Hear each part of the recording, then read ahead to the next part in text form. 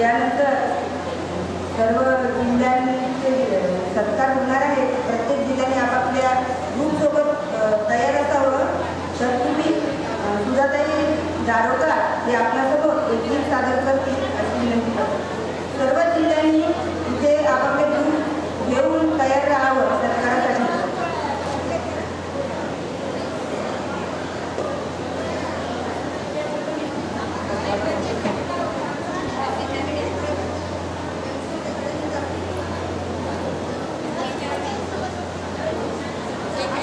hello,